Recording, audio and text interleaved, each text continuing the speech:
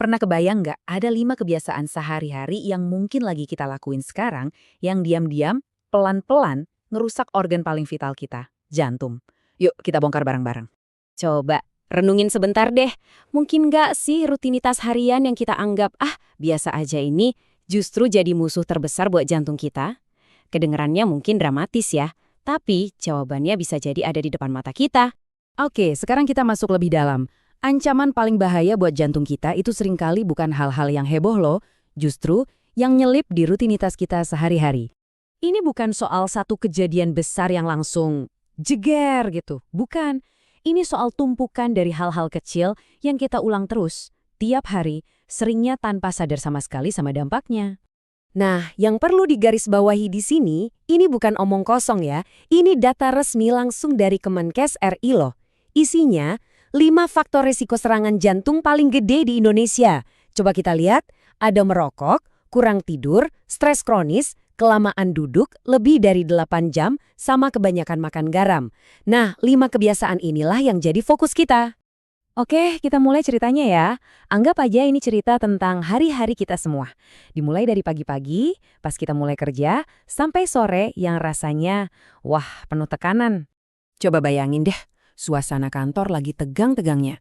Deadline udah di depan mata, notif email sama chat nggak berhenti-berhenti, dan tanpa sadar, udah berjam-jam kita nempel di kursi, mata fokus ke layar. Nah, di tengah hektiknya kerjaan inilah, 2 musuh dalam selimut pertama mulai beraksi. 1, stres yang gak kelar-kelar. Ini bikin hormon kortisol sama tekanan darah kita naik terus, yang langsung ngebebanin jantung. Terus yang kedua, duduk kelamaan. Ini bikin metabolisme melambat, sirkulasi darah jadi nggak lancar, dan akhirnya jantung harus kerja ekstra keras buat mompa darah ke seluruh tubuh. Oke, jam kantor selesai. Tapi ceritanya belum berakhir. Ancaman buat jantung kita nggak ikut pulang bareng kita. Justru malam hari punya tantangannya sendiri. Akhirnya sampai juga di rumah. Capeknya luar biasa kan? Pengennya sih langsung santai lepasin semua beban. Tapi justru disinilah letak jebakannya. Cara kita bersantai itu penting banget. Dan di momen inilah 3 kebiasaan buruk lainnya sering banget muncul. Mungkin karena capek, kita pesen makanan cepat saji yang asin-asin. Gampang kan? Padahal itu bisa bikin tensi naik. Atau ada yang nyalain rokok, alasannya biar rileks.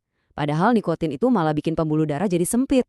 Dan yang paling sering, kita korbankan jam tidur buat nonton atau scrolling. Padahal justru pas tidur itulah jantung kita lagi servis dan memulihkan diri.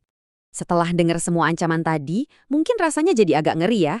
Tapi tenang, sekarang kita balik ceritanya. Kita ganti fokus dari masalah ke solusi.